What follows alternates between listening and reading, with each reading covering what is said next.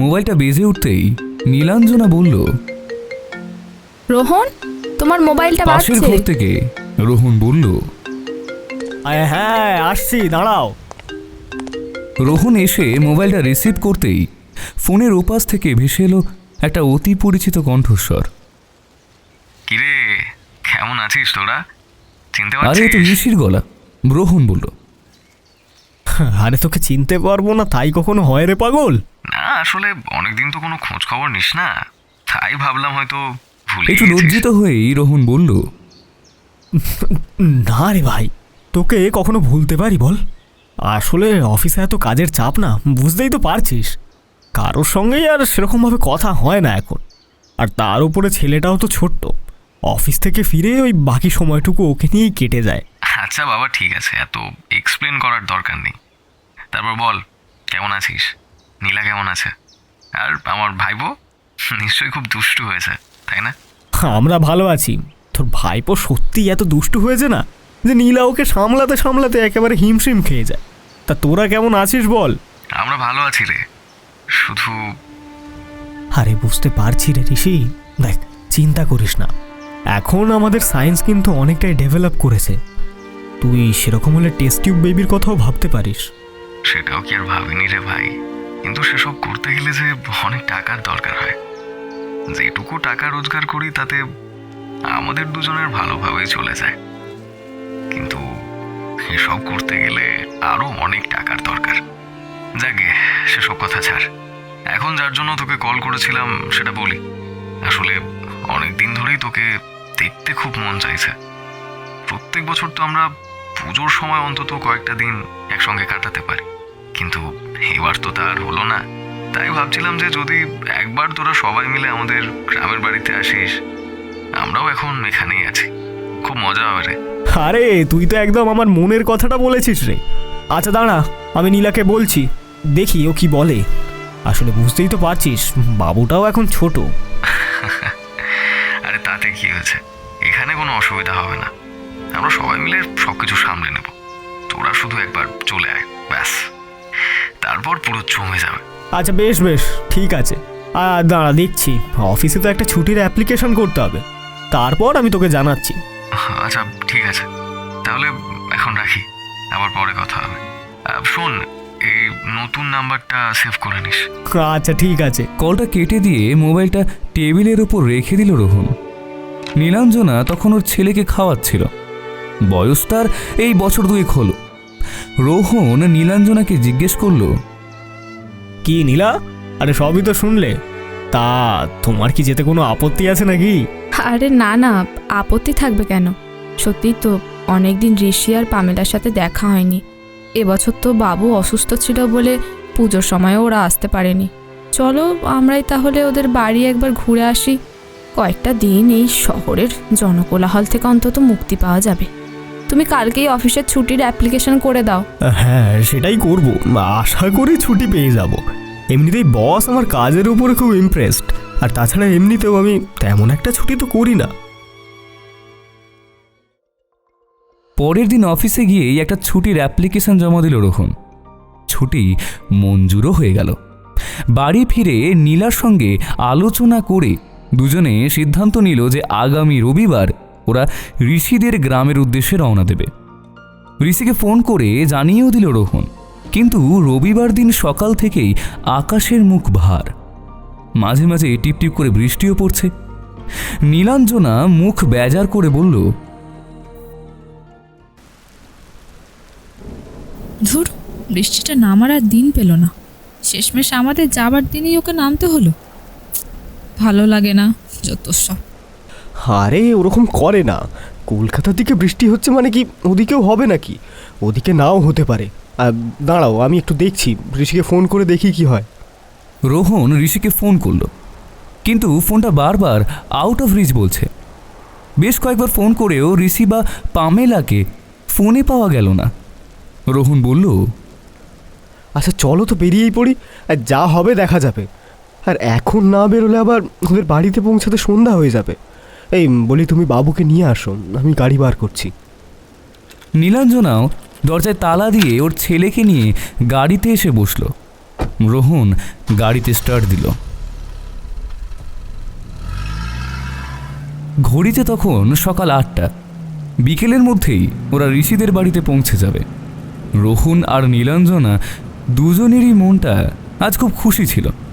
কতদিন পর আজ আবার ওদের সেই পুরনো বন্ধুদের সাথে দেখা হবে।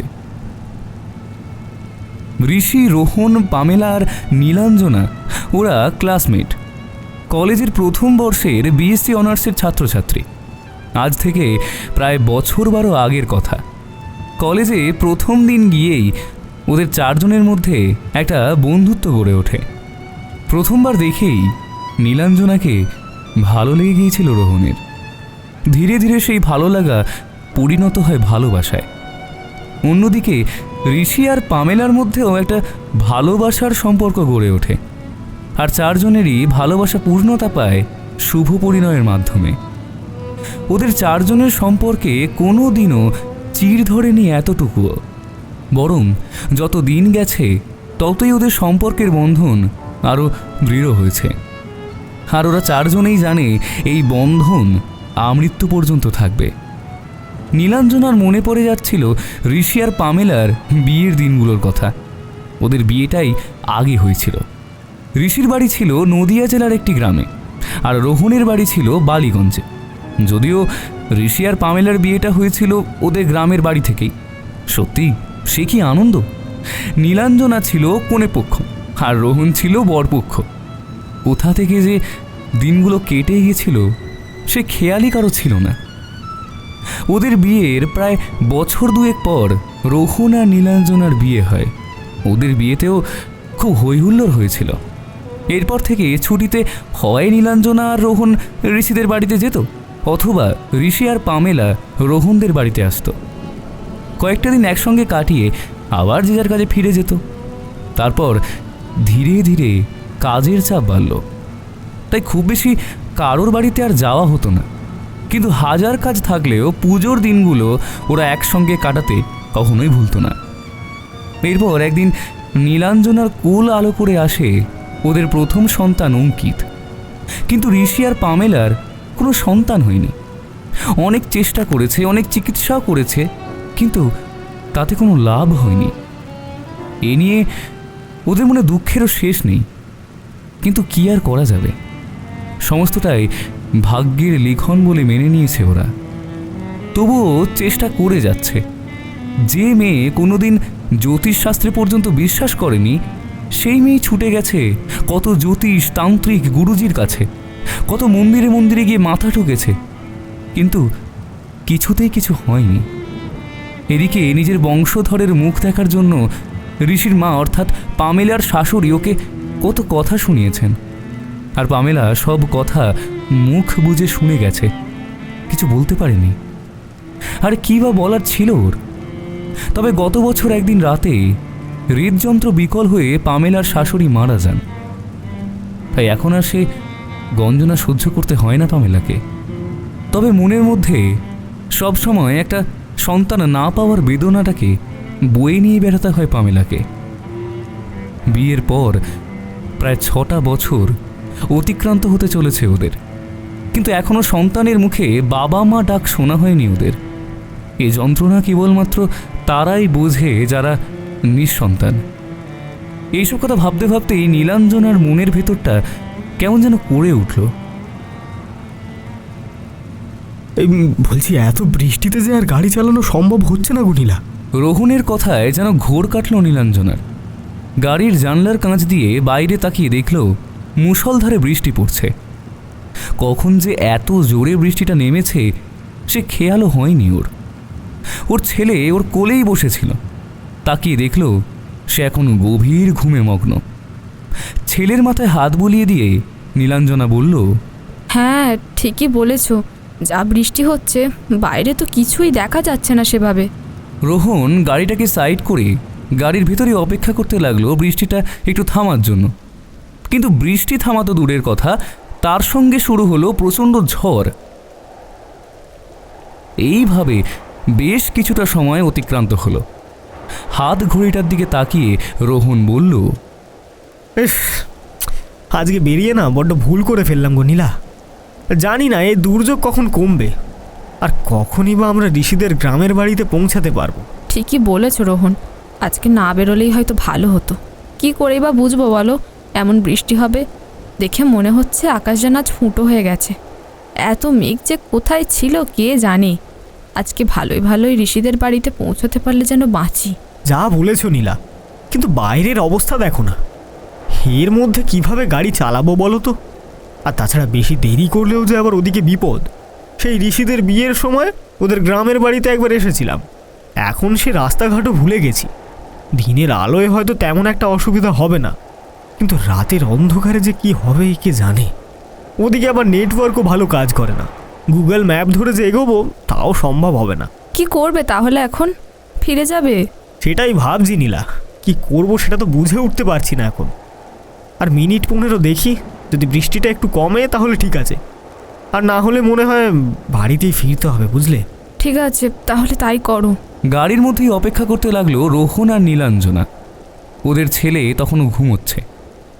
10 মিনিট পর বৃষ্টির বেগটা ধীরে ধীরে কমতে লাগলো। রোহন বলল, এই দেখো নীলা, বৃষ্টির বেগটা কিন্তু আগের তুলনায় একটু হলেও কমেছে। এবার একটু এগোনো যাক, কি বলো? হ্যাঁ, এখন যাওয়া যেতেই পারে। রোহন আবার স্টিয়ারিংয়ে হাত দিল। গাড়ি চলতে শুরু করলো। রোহনদের গাড়িটা যখন ঋষিদের গ্রামে প্রবেশ করলো তখন বিকেল গড়িয়ে সন্ধ্যা নেমেছে। এদিকে রাস্তায় শহরের মতো তেমন আলো নেই, মাঝে মাঝে টিমটিম করে দু একটা হলুদ আলো জ্বলছে। তাও মনে হচ্ছে যেন এক্ষুনি দপ করে নিভে যাবে। গাড়ির হেডলাইটের আলোয় ওরা এগিয়ে চলল। রোহন বলল, যতদূর মনে হচ্ছে আমরা ঋষিদের বাড়ির কাছাকাছি এসে গেছি, কিন্তু এখন যে কোন রাস্তাটা দিয়ে ঢুকবো সেটা বুঝে উঠতে পারছি না। তুমি ঋষিকে আর একবার ফোন করো না, যদি এখন পাওয়া যায়। হ্যাঁ, ঠিকই বলেছো, দাঁড়াও ওকে আর একটা ফোন করে দেখি, ভাগ্য ভালো থাকলে এবার লাইনটা পেয়ে যাব। এবার কিন্তু রোহনের ভাগ্যটা সত্যি ভালো ছিল। দুবার রিং হতেই ফোন তুলল ঋষি। বলল, কিরে, কত দূর? যাক বাবা, এবার অন্তত লাইনটা পাওয়া গেল। সকাল থেকে তোদের এদিকে নেটওয়ার্কের যা অবস্থা, কমসে কম 20 বার ফোন করেছি, বুঝলি? আরে এদিকে নেটওয়ার্কটা খুব প্রবলেম করে, তার উপর আজকের আবহাওয়াটাও ভালো নেই। তা তোরা কত দূর এলি সেটা আগে বল। এই তো প্রায় এসেই গেছি। এখন একটা শিব মন্দির দেখতে পাচ্ছি, এরপর কোন গলিটা দিয়ে ঢুকবো না সেটাই বুঝে উঠতে পারছি না। ও আচ্ছা আচ্ছা, তুই এবার বাঁ দিকের গলিটা ধরে চলে আয়। একটুখানি এগোলেই আমাদের বাড়িটা দেখতে পাবি। বাড়িটা তো তুই চিনিসই, আমি বাড়ির বাইরেই তোর জন্য অপেক্ষা করছি। যদিও এদিকে একটু সময়টা বেশি লাগবে, কিন্তু অন্য গলিটা দিয়ে তোর গাড়ি ঢুকবে না। আচ্ছা আচ্ছা, ঠিক আছে। ঋষির বলা কথা অনুযায়ী প্রায় মিনিট 10 পরে রোহনদের গাড়িটা একটা দোতলা বাড়ির সামনে এসে থামল। বাড়ির সামনেই বন্ধুকে স্বাগত জানাতে অপেক্ষা করছিল ঋষি। রোহনদের গাড়ি থেকে নামতে দেখেই বলল, আরে আয় আয়, সত্যি অনেক দিন পর দেখা হলো তোদের সাথে। যা বলেছিস ভাই, এইবার তো ভেবেছিলাম আজ আর আসতেই পারবো না। চল চল, আগে ঘরে চল, তারপর সব কথা হবে। দে তোদের লাগেজটা দে। ঋষির পিছন পিছন ঘরে ঢুকলো রোহন। ওর পিছনে ছেলেকে কোলে নিয়ে নীলাঞ্জনা। ঋষির ডাকে ঘরের ভেতর থেকে বেরিয়ে এলো ওর স্ত্রী পামেলা।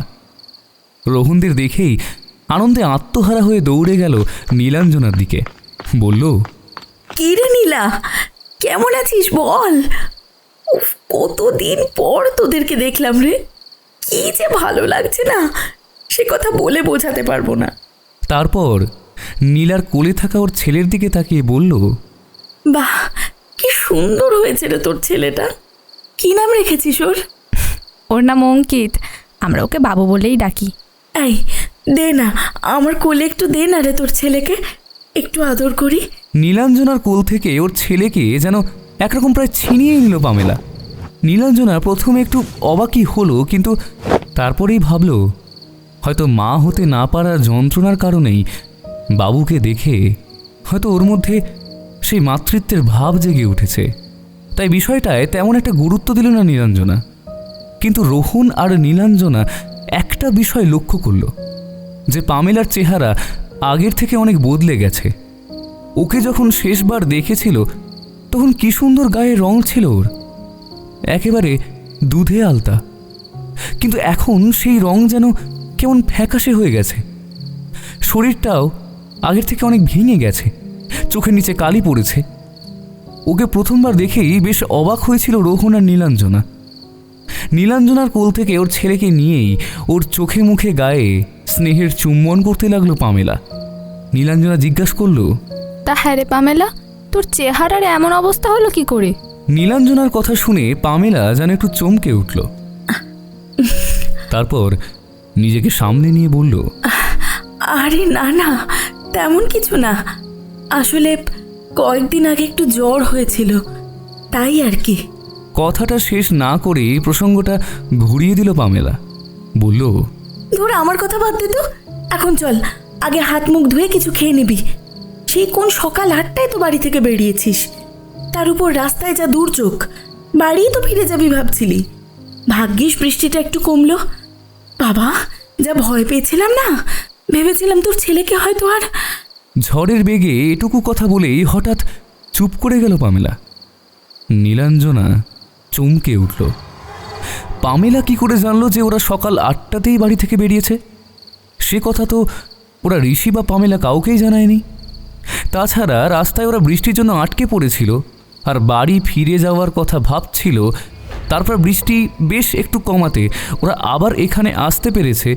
এই সব কথাগুলো পামেলা কিভাবে জানলো? কি রে, কি এত ভাবছিস? চল উপরে চল, তোদের থাকার বন্দোবস্ত করা হয়েছে, চল। পামেলার কথায় ভাবনায় ছেদ পড়ল নীলাঞ্জনার। বলল, না কিছু না, হ্যাঁ চল।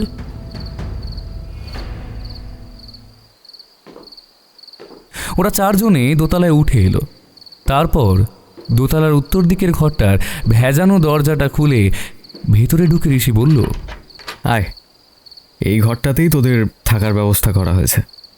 এটাই দোতলার সব থেকে বড় ঘর। যদিও তোরা তো সবটাই জানিস, তোদের আর নতুন করে কি বলবো। আশা করি এখানে তোদের কোনো অসুবিধা হবে না। কি বলিস রোহন? আরে ধুর, তুইও না এমন করছিস যেন আমরা এই প্রথমবার এসেছি এখানে। তোর মনে আছে, তোর বিয়ের প্রায় 7 দিন আগে থেকে আমরা এখানে এসেছিলাম। আমাদের কোনো অসুবিধা হবে না, তোরা নিশ্চিন্ত থাক। এই বলে পিঠের ব্যাগটা বিছানার উপর রেখে বসে পড়ল রোহন। নীলাঞ্জনা তখন ঘরটা ঘুরে ঘুরে দেখছিল, কিন্তু ওর মাথার ভেতরে তখনও পামেলার বলা কথাগুলো ঘুরপাক খাচ্ছিল। ওর ছেলে তখনও পামেলার কোলে। পামেলা যেন ওকে পরম মমতায় আঁকড়ে রেখেছে বুকে। নে, তোরা ফ্রেশ হয়ে নে, আমরা এখন আসি, তোদের খাবারের ব্যবস্থা করি। যা বলেছিস ভাই, খিদে একেবারে পেট চুঁচু করছে। এক্ষুনি কিছু উদরস্থ না করতে পারলে আর হচ্ছে না। হ্যাঁ হ্যাঁ, তোদের মুখ দেখে সেটা বেশ বুঝতে পারছি। তা গরম গরম ফুলকো লুচি, সাদা আলুর তরকারি আর রাজভোগ চলবে তো? আরে বাবা, চলবে কি রে, পুরো দৌড়াবে। যা যা ব্যবস্থা কর তাড়াতাড়ি। আমরা ততক্ষণ ফ্রেশ হয়ে নিই, বুঝলি? ফ্রেশ হয়ে নিচে আসছি, একসাথে বসে গল্প করতে করতে কিন্তু বেশ জমিয়ে খাওয়া যাবে। ঋষি ঘর থেকে বেরিয়ে গেল। ও চলে যেতেই পামেলা বলল, এই নীলা, বাবুকে আমি নিচে নিয়ে যাচ্ছি। তুই ওর জামা কাপড়টা আমাকে দিয়ে দে, আমি চেঞ্জ করিয়ে দেব। আর ওর খাবারও আমি তৈরি করে দিচ্ছি।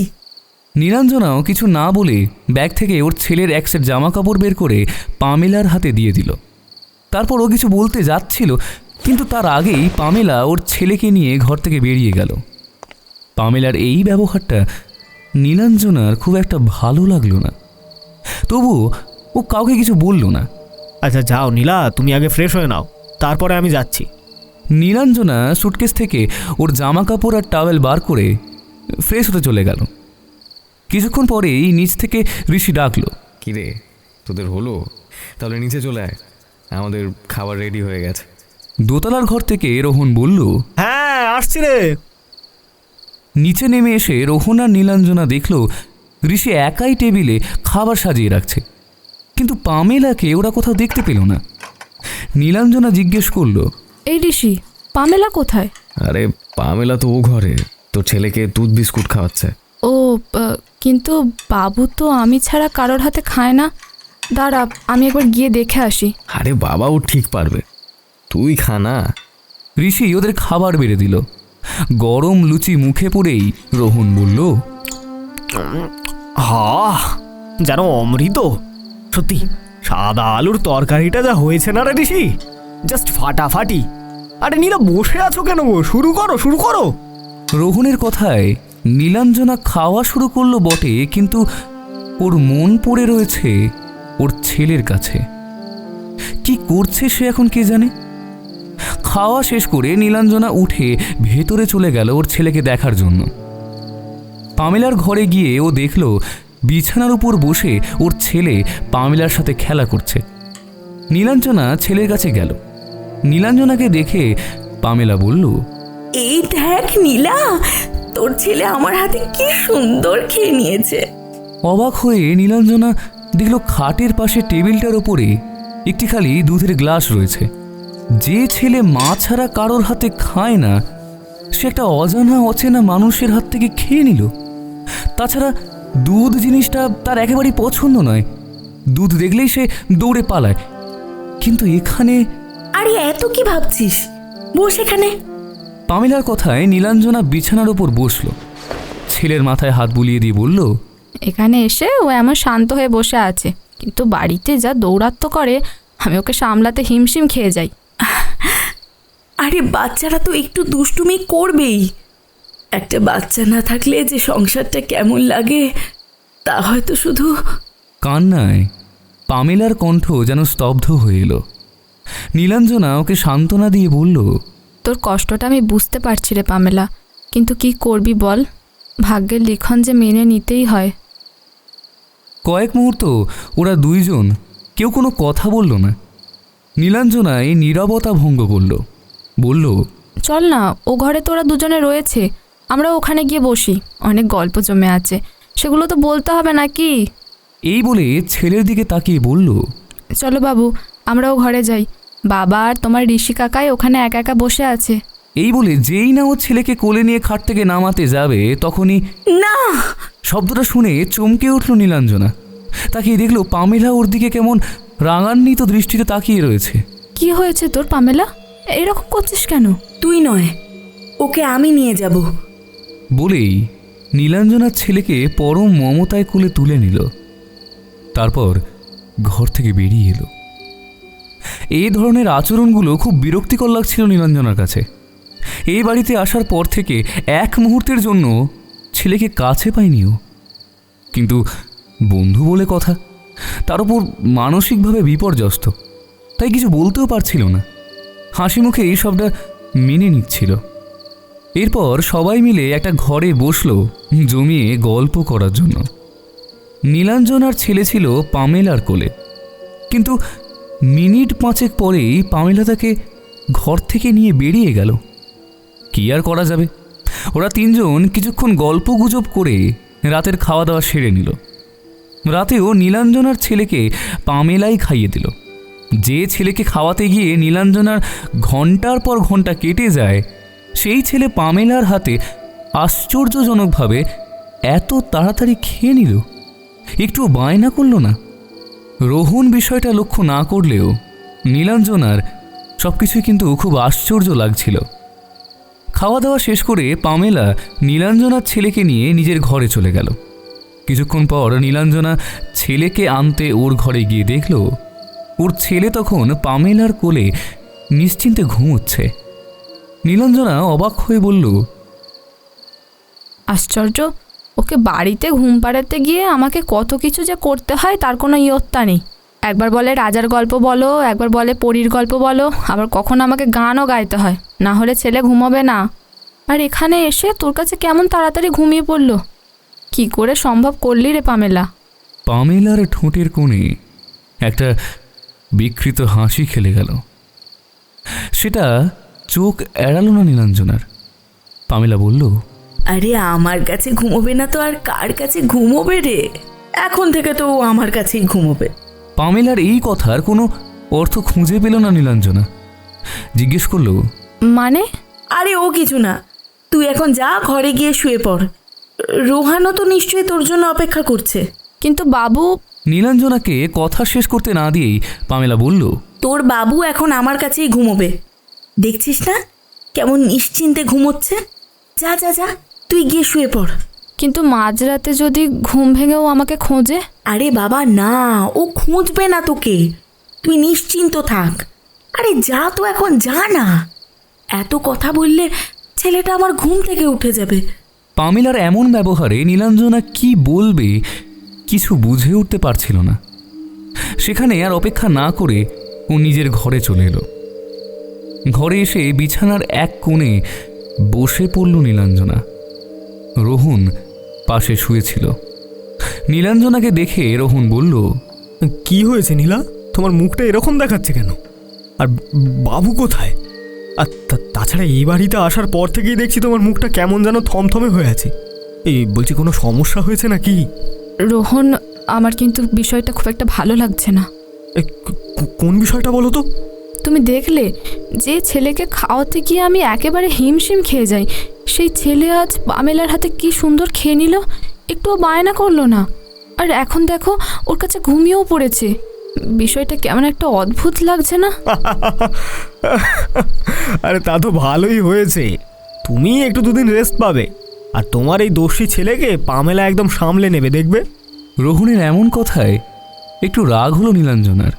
বলল, রোহন, তুমি যতই হাসো না কেন, আমার কিন্তু বিষয়টা মোটেই ভালো লাগছে না। আর তাছাড়া তুমি জানো আজ কি হয়েছে? আচ্ছা, কি হয়েছে বলো। আমরা যে আজ সকালে 8টার সময় বাড়ি থেকে বেরিয়েছিলাম, রাস্তায় মুষলধারে বৃষ্টি নেমেছিল। আমি একবার ভেবেছিলাম বাড়ি ফিরে যাব। এইসব কথা পামেলা জানে, কিন্তু কিভাবে? আমরা তো ওকে বা ঋষিকে কিছু বলিনি। আরে বাবা, তুমি এত টেনশন করো না, হয়তো আন্দাজে বলেছে, বুঝলে। আর তাছাড়া হয়তো খবরে দেখেছে আজকে বৃষ্টি হয়েছে কলকাতাতে, তাই এসব বলছে। এতে এত ঘাবড়ানোর কি আছে বলো তো? রোহন ওকে যতই এসব কথা বলে বোঝানোর চেষ্টা করুক না কেন, নীলাঞ্জনার মনে কিন্তু হাজারো প্রশ্নের জাল বিস্তার লাভ করছিল। আচ্ছা নাও, এখন অত চিন্তা করো না, চলো শুয়ে পড়ো, অনেক রাত হয়েছে, বুঝলে। আমারও ঘুম পাচ্ছে। বলছি আমি ঘুমালাম, হ্যাঁ? এই বলে রোহন পাশ ফিরে ঘুমিয়ে পড়ল। নীলাঞ্জনাও ওর পাশে শুয়ে পড়ল। কিন্তু অনেকক্ষণ এপাশ ওপাশ করে কিছুতেই ওর ঘুম এলো না। কেবলই ওর মনে হচ্ছে ওর ছেলে কি এখনো ঘুমোচ্ছে নাকি জেগে উঠে মায়ের কথা বলছে। একবার কি ও যাবে পামেলার ঘরে ওর ছেলেকে দেখতে? কিন্তু এত রাতে লুকিয়ে কি কারোর শোবার ঘরে ঢোকা উচিত? কিন্তু ছেলে যে ওখানেই আছে। তাই আর 7-5 না ভেবে নীলাঞ্জনা টেবিলের ওপর থেকে নিজের মোবাইলটা নিয়ে মোবাইলের টর্চটা জ্বালিয়ে সিঁড়ি দিয়ে নামতে শুরু করলো। হঠাৎ ওর কানে এলো একটা ছোটদের ছড়ার লাইন। হাট্টিমা টিম টিম, তারা মাঠে পাড়ে ডিম, তাদের খাঁড়া দুটো শিং, তারা হাট্টিমা টিম টিম। হাট্টিমা টিম টিম, তারা মাঠে পাড়ে ডিম, তাদের খাঁড়া দুটো শিং, তারা হাট্টিমা টিম টিম।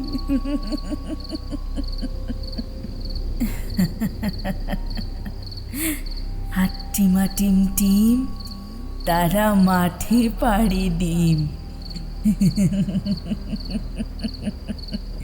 তাদের খাঁড়া দুটো শিং, তারা হাট্টিমা টিম টিম।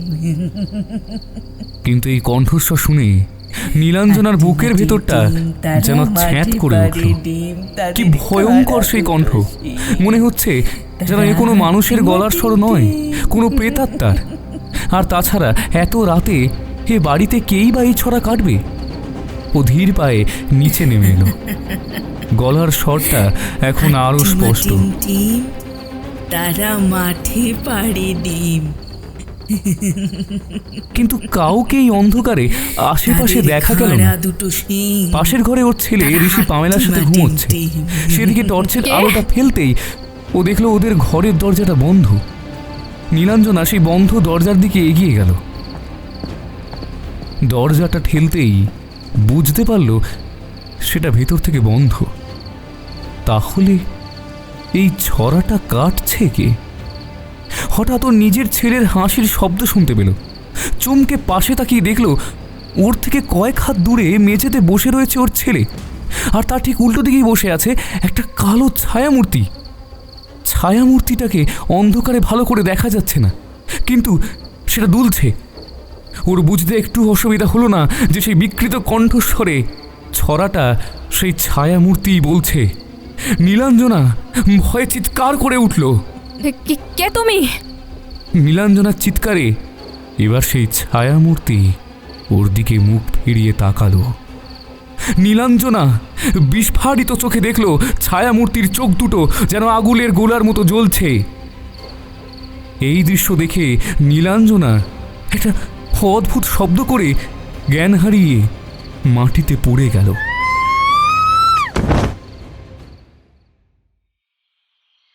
পরের দিন সকালে যখন নীলাঞ্জনার জ্ঞান ফিরল, তখনও দেখল ও নিজের ঘরের বিছানায় শুয়ে রয়েছে, আর রোহন ওর পাশে বসে আছে। চোখ মেলেই ও জিজ্ঞেস করলো, বাবু, বাবু কই? আমার বাবু কই? বলেই ও উঠে যাচ্ছিল, কিন্তু রোহন ওকে আবার শুইয়ে দিল। বলল, ওফ নীলা, এই তো তোমার বাবু। নীলাঞ্জনা দেখল পামেলা ওর ছেলেকে কোলে নিয়ে দাঁড়িয়ে আছে। পামেলা তাকে নীলাঞ্জনার পাশে বসিয়ে দিয়ে বলল, এই নে তোর ছেলেকে। বাবা, আমি একদিন একটু নিয়েছিলাম বলে তুই এমন করছিস বল নীলা? আমি জানি আমি কোনোদিনও মা হতে পারবো না, তাই তো তোর ছেলেটাকে কয়েকটা দিন একটু কাছে পেতে চেয়েছিলাম। আমার মাতৃত্বের পরশ দিয়ে ওকে ভরিয়ে দিতে চেয়েছিলাম, কিন্তু সেটা তো আর তোর সহ্য হলো না। নে বাবা, তোর ছেলেকে নে। আমি কোনোদিনও আর তোর ছেলেকে নেব না, কোনোদিনও না। এই বলে কাঁদতে কাঁদতে সে ঘর ছেড়ে বেরিয়ে গেল। পামেলার এই কথায় নীলাঞ্জনার মনটাও খারাপ হয়ে গেল। না, সত্যি হয়তো ভুল করেছে, কিন্তু গতকাল রাতের ঘটনাটা কি ছিল? ওই বিভৎস মূর্তিটা।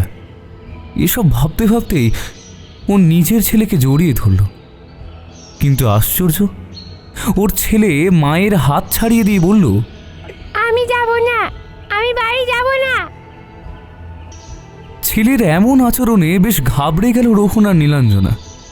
ওরা ওকে অনেক বোঝানোর চেষ্টা করলো, কিন্তু কিছুতেই ওর ছেলেকে নিজেদের কাছে রাখতে পারল না। সে ছুটে গেল তার পামেলা মাসির কাছে। পামেলাও তাকে নরম স্নেহে বুকে জড়িয়ে ধরল। তারপর সারাটা দিন পামেলার কাছেই রইল। ওকে স্নান করানো, খাওয়ানো সব কিছুই পামেলাই করল।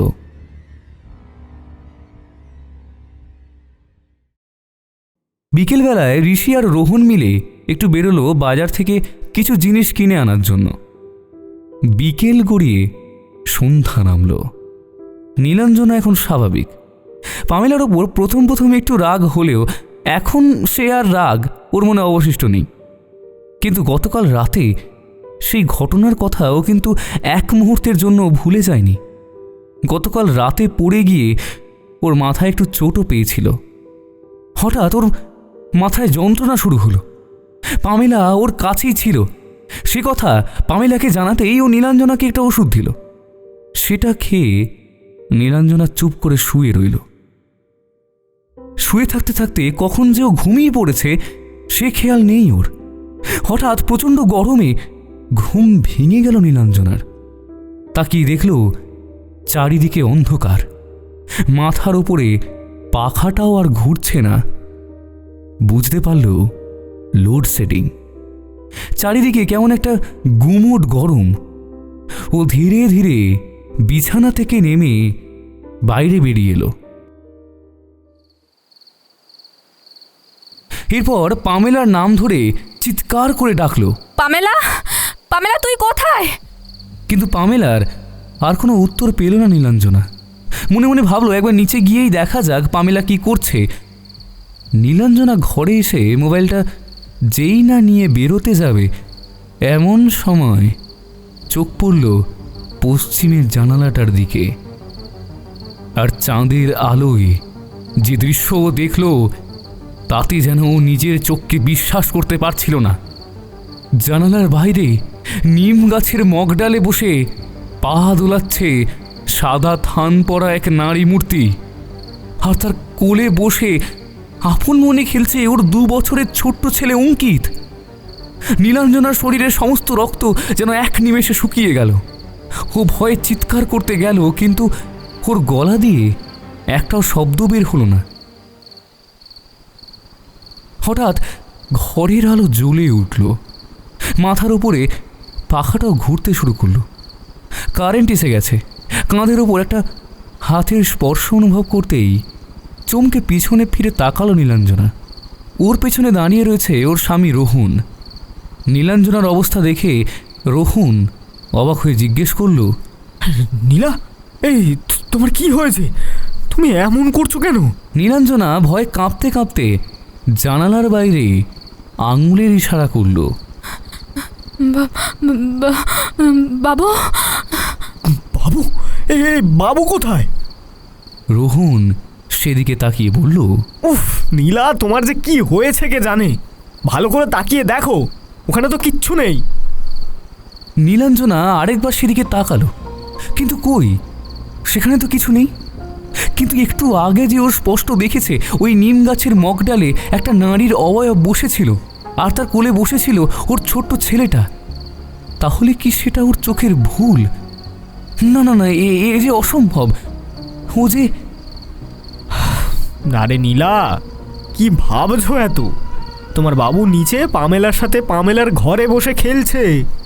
রোহনের কথায় নীলাঞ্জনা কয়েক মুহূর্ত ওর দিকে তাকিয়ে রইল। তারপর কিছু না বলেই ছুটে গেল পামেলার ঘরে। দেখলো ওর ছেলে পামেলা আর ঋষির সাথে বসে খেলা করছে। ধরে যেন প্রাণ এলো ওর। নীলাঞ্জনা ছুটে গিয়ে ওর ছেলেকে কোলে নিয়ে নিল। তারপর ও সারা মুখে স্নেহের চুম্বন এঁকে দিল। অন্য সময় ওর ছেলে নিজের ছোট্ট ছোট্ট হাত দুটো দিয়ে তার মায়ের গলাটা জড়িয়ে ধরত, কিন্তু এখন গলা জড়িয়ে ধরা তো দূরের কথা, মায়ের কোলে থাকতে পর্যন্ত চাইল না। ঋষি বলল, রোহন কোথায় রে নীলা? ও তো ঘরে আছে, ডাকবো? না থাক, বিশ্রাম নিক। তুই বস না এখানে। না রে, ভালো লাগছে না, আমি বরং ঘরেই যাই। বেশ ঠিক আছে, তোর যেটা ভালো লাগে। নীলাঞ্জনা নিজের ঘরে চলে এলো। ওকে চুপ করে বসে থাকতে দেখে রোহন জিজ্ঞেস করলো, এই কি হয়েছে বলো তো তোমার? নিশ্চয়ই আবার কিছু ভুলভাল দেখেছো। এইবার নীলাঞ্জনা কান্নায় ভেঙে পড়ল। রোহন ওকে জড়িয়ে ধরে সান্ত্বনা দিয়ে বলল, আহা, কিছু হয়নি নীলা, এইভাবে ভেঙে পড়ো না। তোমার ছেলে তোমারই থাকবে। আমি আর এখানে থাকবো না রোহন। আমার এখানে আমার কোনো কিছু ঠিক মনে হচ্ছে না। আসার পর থেকে কী সব যেন হচ্ছে। চলো কালকে আমরা বাড়ি ফিরে যাই। বেশ, তুমি যা বলছো তাই হবে। কালকেই আমরা বাড়ি ফিরে যাব। রাতে খাবার টেবিলে বসে এই কথাটা ঋষি আর পামেলাকে জানিয়ে দিল রোহন। আর কথাটা শুনেই ঋষি রোহনের দিকে কেমন একটা অদ্ভুত দৃষ্টিতে তাকালো, আর পামেলার মুখে ফুটে উঠল ভয়ানক হিংস্রতা। বিষয়টা রোহন লক্ষ্য না করলেও সেটা চোখ এড়ায়নি নীলাঞ্জনার। পামেলার সেই মুখ দেখে নীলাঞ্জনা বেশ ভয় পেয়ে গেল। আজ রাতেও নীলাঞ্জনার ছেলে পামেলার সাথেই শুলো। নীলাঞ্জনা ঘরে এসে খাবার টেবিলের বিষয়টা রোহনকে বলল, কিন্তু রোহন তার কথার কোনো গুরুত্ব দিল না। নীলাঞ্জনা রাগ করে শুয়ে পড়ল। হঠাৎ সেই সাদা শাড়ি পরা নারী মূর্তি এসে দাঁড়ালো নীলাঞ্জনার সামনে। বলল, নীলা, কি ভেবেছিস তুই? আমার কাছ থেকে তুই তোর ছেলেকে কেড়ে নিয়ে যাবি? কিন্তু তুই তা কোনোদিনও পারবি না। আমি কিছুতেই ওকে তোর সাথে যেতে দেব না। এখন থেকে সারা জীবন ও আমার সাথে থাকবে। তুই ওকে আর কোনোদিনও পাবি না। ওর মুখে মা ডাক আর তোর শোনা হবে না রে। তোর আর মা ডাক শোনা ভাগ্যে নেই। এখন থেকে আমি ওর মা, আমি ওর সব কিছু। আজই আমি তোর ছেলেকে তোর কাছ থেকে চিরকালের জন্য দূরে সরিয়ে নিয়ে যাব। কোনো দিনও তুই আর ওর মুখ দেখতে পাবি না। আজ থেকে ও শুধু আমার। ওর একটাই পরিচয়, ও আমার ছেলে, আমার। বলেই একটা পৈশাচিক হাসি হাসতে লাগলো সেই নারী মূর্তি। ও তোর ছেলে নয় রে নীলা, ও আমার ছেলে। না না, এ হতে পারে না। আমার ছেলেকে তুমি নিয়ে যেও না। ও যে আমার নয়নের মণি, আমার প্রাণ। ওকে ছাড়া আমি বাঁচবো না। দয়া করো, আমাকে দয়া করো তুমি। ও যে আমার নয়নের মণি, আমার প্রাণ। ওকে ছাড়া আমি বাঁচবো না। দয়া করো, আমাকে দয়া করো তুমি। নীলাঞ্জনার কথায় ঘুম ভেঙে যায় পাশে শুয়ে থাকা রোহণীর। ও ধর্মর করে বিছানায় উঠে বসে। বেড সুইচটা অন করেও দেখতে পায় নীলাঞ্জনা ঘুমের ঘরে কি যেন বলে চলেছে। রোহন নীলাঞ্জনাকে ধাক্কা দিয়ে বলে, এই নীলা, নীলা, কি হয়েছে? আরে কি বলছো? রোহনের ধাক্কায় নীলাঞ্জনা চোখ মেলে তাকায়, তারপর আকুল কান্নায় ভেঙে পড়ে। রোহন ওকে শান্ত করার চেষ্টা করে। নীলাঞ্জনা বলে, তুমি আমার বাবুকে আমার কাছে এনে দাও রোহন, না হলে যে সে ওকে নিয়ে যাবে, অনেক দূরে নিয়ে যাবে। রোহন ওকে অনেক বোঝানোর চেষ্টা করে, কিন্তু নীলাঞ্জনার আকুতির কাছে হার মানতে বাধ্য হয়। শেষ পর্যন্ত ও ঋষিদের বেডরুমে গিয়ে দরজায় টোকা দেয়। মিনিট খানেক পর ঘুম ঘুম চোখে ঋষি এসে দরজা খুলে দেয়। দরজার বাইরে রোহনকে দাঁড়িয়ে থাকতে দেখে বলে, কি রে রোহন, কি ব্যাপার এত রাতে তুই দরজা ধাক্কা দিচ্ছিস? নীলার কি আবার কিছু? ঋষি, বলছি কিছু মনে করিস না রে ভাই। বাবুকে না আমায় নীলার কাছে একটু নিয়ে যেতে হবে, না হলে ওকে শান্ত করাতে পারছি না। বলছি তুই ওকে একটু নিয়ে আয় না রে। ঋষি কয়েক মুহূর্ত চুপচাপ দাঁড়িয়ে থাকে। তারপর ঘর থেকে ঘুমন্ত অঙ্কিতকে কোলে তুলে নিয়ে এসে রোহনের কোলে দিয়ে বলে, যা ওকে নিয়ে যা, সাবধানে রাখিস। ঋষির এই কথাটা রোহনকে একটু অবাক করে দিল। এটা কি বলল ঋষি? বাবুকে সাবধানে রাখতে বলল কেন? এ কথা ভাবতে ভাবতেই ঘুমন্ত অঙ্কিতকে নিয়ে ও নীলাঞ্জনার কাছে এলো। দুহাত বাড়িয়ে মমতায় ছেলেকে বুকে জড়িয়ে ধরল নীলাঞ্জনা। তারপর ওর কপালে একটা আলতো স্নেহ চুম্বন করে শুয়ে দিল বিছানায়। তারপর ছেলেকে জড়িয়ে ধরে নিজেও শুয়ে পড়ল ওর পাশে। মাঝরাতে হঠাৎ কারো ঠান্ডা হাতের স্পর্শে ঘুম ভেঙে যায় নীলাঞ্জনার। ও তাকিয়ে দেখে একটা কালো অবয়ব ওর ঘুমন্ত ছেলের ওপর ঝুঁকে পড়েছে। প্রচণ্ড ভয়ে নীলাঞ্জনা চিৎকার করে ওঠে, কে কে তুমি? আমার ছেলেকে কেন আমার কাছ থেকে কেড়ে নিতে চাইছো? হঠাৎ ঘরে আলোটা জ্বলে ওঠে। রোহন সেটা জ্বালিয়েছে। সেই আলোয় ওদের ঘরে যে চতুর্থ ব্যক্তিকে ওরা দেখল সে আর কেউ নয়, সে পামেলা। নীলাঞ্জনা অবাক হয়ে বলল, পামেলা, তুই তুই এত রাতে এই ঘরে কি করছিস? তোরা যে বাবুকে নিয়ে এসেছিস আমি তো সেটা জানতাম না। আমি তো তখন ঘুমোচ্ছিলাম। ঘুম ভেঙে ওকে পাশে দেখতে না পেয়ে ভাবলাম ও হয়তো তোদের কাছেই এসেছে, তাই ওকে একটাবার দেখার জন্য এত রাতে তোদের ঘরে এসেছি। ছেলেটার উপর যে আমার বড্ড মায়া পড়ে গেছে রে।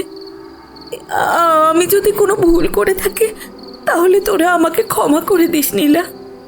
আমি তোদের কাছে হাত জোড় করছি, আমাকে ক্ষমা করে দিস। পামেলার মুখে এ কথা শোনার পর নীলাঞ্জনা আর কিছু বলল না। রোহন শুধু বলল, হ্যাঁ ঠিক আছে পামেলা, তুই এখন ঘরে যা, বুঝলি? কাল সকালে আবার আমাদের বেরোতে হবে, আর একটু ঘুমিয়ে নি। এই কথা শুনেই পামেলা ক্রূর দৃষ্টিতে একবার রোহনের দিকে তাকালো, কিন্তু এবারেও রোহন সেটা দেখতে পেল না। পামেলা ঘর থেকে বেরিয়ে যেতেই রোহন আবার শুয়ে পড়ল।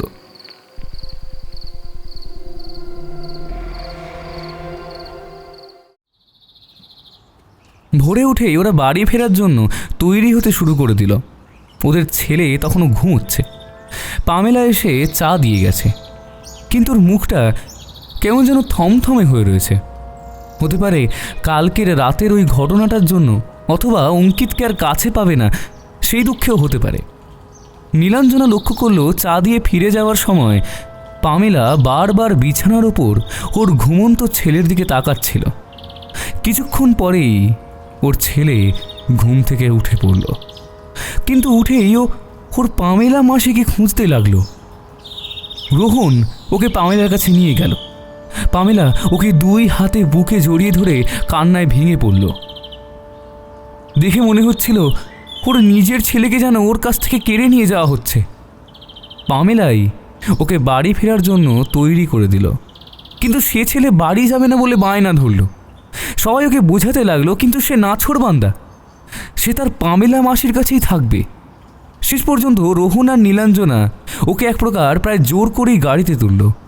অঙ্কিত চিৎকার করে কাঁদতে লাগলো, তুমি আমায় ধরবে না, আমি পামেলা মাসির কাছে যাব। ঋষি আর পামেলার কাছ থেকে বিদায় নিয়ে রোহন গাড়িতে স্টার্ট দিল। কিন্তু মিনিট 10 যাওয়ার পরেই হঠাৎ ওদের গাড়িটা ব্রেক ফেল করে একটা বড় গাছে ধাক্কা মারে। গাড়ির বেশ কিছুটা অংশ দুমড়ে যায়, যদিও ওদের 3 জনের কারো কোনো ক্ষতি হয়নি। ওরা গাড়ি থেকে নেমে একটা ভ্যান রিক্সা নিয়ে আবার ঋষিদের বাড়িতেই ফিরে আসে। সব কথা শুনে ঋষি রোহনকে নিয়ে ছুটে যায় সেই গাড়ির কাছে। তারপর সেটা নিয়ে কাছের একটি গ্যারেজে যায়। ওদিকে অঙ্কিতকে আবার কাছে পেয়ে পামেলার আনন্দের সীমা নেই, আর পামেলা মাসিকে পেয়ে অঙ্কিত খুব খুশি। সেদিনটা ওরা আবার ঋষিদের বাড়িতেই থেকে গেল। সেদিন রাতেও অঙ্কিত পামেলা মাসির সাথে ঘুমাবে বলে বায়না করল, কিন্তু নীলাঞ্জনার বকুনিতে শেষ পর্যন্ত মায়ের কাছেই ঘুমোলো। মাঝরাতে ঘুমের ঘোরে পাশ ফিরতে গিয়ে নীলাঞ্জনা টের পেল পাশে ওর ছেলে কই। ও বিছানায় উঠে বসল। ও বুঝতে পারল নিশ্চয়ই পামেলা আজ রাতে আবার এসেছিল এখানে, সেই ওর ছেলেকে নিয়ে গেছে। ও বিছানা থেকে নেমে সিঁড়ি দিয়ে নিচে নেমে এলো আর দেখল মেঝের উপর ওর ছেলে ঘুমোচ্ছে, আর তার পাশে দাঁড়িয়ে আছে এক ভয়ঙ্কর নারী মূর্তি। তার পরনে একটা সাদা শাড়ি, তার কোমর পর্যন্ত লম্বা চুলগুলো বাতাসে এলোমেলোভাবে উঠছে। সেই নারী মূর্তি তার লম্বা হাত দুটো বাড়িয়ে দিচ্ছে ওর ঘুমন্ত ছেলের দিকে। নীলাঞ্জনা চিৎকার করে উঠল, না না, ওকে ছবে না তুমি। তারপর দৌড়ে গিয়ে দাঁড়ালো সেই নারী মূর্তির সামনে, আর তার চোখের সামনে যাকে দেখল তাকে দেখে তার মুখ দিয়ে শুধু একটাই শব্দ বেরিয়ে এলো, পামেলা। এবার সেই নারী মূর্তি অর্থাৎ পামেলা একটা পৈশাচিক হাসিতে ফেটে পড়ল, বলল,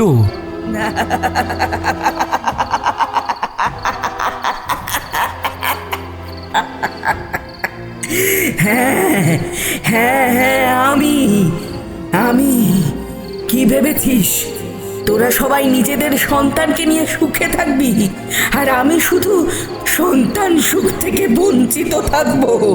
না না, সেটা হতে পারে না। তাই তো আমি তোদেরকে এখানে ডেকে নিয়ে এসেছি, শুধু তোর ছেলের জন্য। আজ আমি তাকে আমার সঙ্গে নিয়ে যাব, আমার সঙ্গে নিয়ে যাব। বলেই চোখের নিমেষে মেঝে থেকে তুলে নিল ঘুমন্ত অঙ্কিতকে। নীলাঞ্জনা চিৎকার করে কাঁদতে লাগলো, না পামেলা, তুই এই কাজ করতে পারিস না। আমার ছেলেকে আমাকে ফেরত দিয়ে দে। তুই তো আমার বন্ধু, বল, বন্ধু হয়ে বন্ধুকে এত বড় যন্ত্রণা দিতে তোর এতটুকু বাঁধবে না? বন্ধু? কিসের বন্ধু? যতদিন আমি বেঁচে ছিলাম ততদিন আমি তোদের বন্ধু ছিলাম, কিন্তু আজ আর নই। বেঁচে ছিলি মানে? তার মানে আজ তুই? হ্যাঁ রে নীলা, আজ আমি আর বেঁচে নেই। এই পৃথিবী থেকে অনেক অনেক অনেক দূরে চলে গেছি আমি। আজ আমি প্রেত লোকের বাসিন্দা। আজ থেকে তোর ছেলেও আমাদেরই একজন হবে।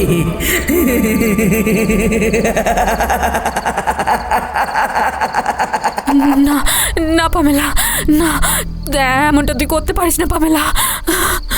হঠাৎ পামেলা যেন একটু কেঁপে উঠল, আর ঠিক সেই মুহূর্তে শোনা গেল একটা মন্ত্রোচ্চারণ।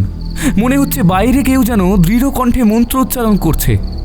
হঠাৎ পামেলা বলল, না না না না না, আমি কিছুতেই যাব না, কিছুতেই না। কিছু দেয় না? হঠাৎ জায়গাটা ধুনোর গন্ধে ভরে উঠল। নীলাঞ্জনা দেখল সেই ঘরে প্রবেশ করেছেন একজন রক্তবসন পরিহিত তান্ত্রিক, আর তার ঠিক পিছনেই হাতে একটা জ্বলন্ত মোমবাতি নিয়ে দাঁড়িয়ে রয়েছে ঋষি। এবার পামেলা প্রচণ্ড গর্জন করে উঠল। ঋষি, ঋষি, তুমি এমনটা করতে পারলে? আমার সাথে বিশ্বাসঘাতকতা করলে তুমি? তুমি না আমাকে ভালোবাসতে ঋষি? হ্যাঁ পামেলা, আমি তোমাকে ভালোবাসতাম। শুধু ভালোবাসতাম না পামেলা, আমি আজও শুধু তোমাকেই ভালোবাসি। কিন্তু যে কাজ তুমি করতে যাচ্ছিলে সেই কাজে তোমাকে সাথ দেওয়ার মতো ক্ষমতা আমার নেই। তাই তো আজ আমি পাশের গ্রাম থেকে ভৈরব তান্ত্রিককে ডেকে আনলাম। পামেলা, আর কোনোদিন তোমার সাথে আমার দেখা হবে না। তবে যেখানেই থাকো ভালো থেকো, আর মনে রেখো আমি শুধুই তোমার, আর যতদিন বাঁচবো শুধু তোমারই থাকবো।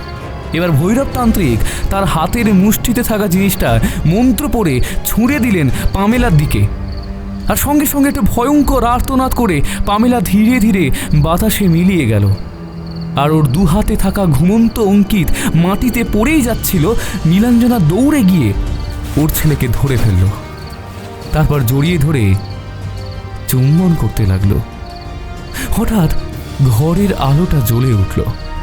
সবাই তাকিয়ে দেখল ঘরে এসে দাঁড়িয়েছে রোহন। পাশে নীলাঞ্জনাকে দেখতে না পেয়ে সেও নিচে এসে দাঁড়িয়েছিল, আর পুরো দৃশ্যটাই সে দেখেছে। ঋষি মোমবাতিটা ফেলে দিয়ে ধপাস করে মেঝেতে বসে পড়ল, দু হাতে মুখ ঢেকে কান্নায় ভেঙে পড়ল। রোহন গিয়ে ওকে সান্ত্বনা দিল।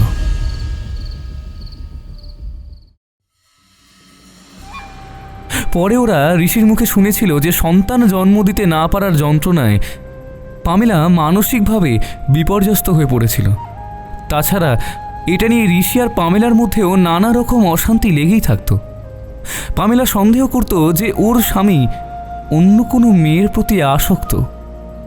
একদিন ওদের অশান্তি চরমে পৌঁছয়, আর সেই দিন রাতে পামেলা গলায় দড়ি দিয়ে আত্মহত্যা করে। আর তখন ওরা এই গ্রামের বাড়িতেই ছিল।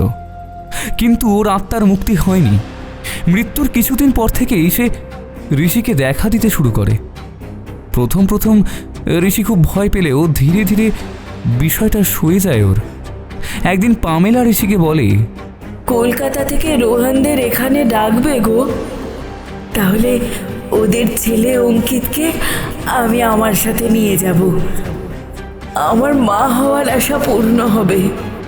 বেঁচে থাকতে যে সুখ আমি পাইনি, মৃত্যুর পরে সেই সুখটা পাবো। ঋষি প্রথমটায় অনেক বাধা দিয়েছিল, কিন্তু শেষ পর্যন্ত পামেলার সিদ্ধান্ত মেনে নিতে বাধ্য হয়। কিন্তু তার সঙ্গে এটাও প্রতিজ্ঞা করেছিল যে যেভাবেই হোক পামেলাকে সে এই কাজ থেকে বিরত করবেই। তাই সে দেখা করেছিল ভৈরব তান্ত্রিকের সাথে।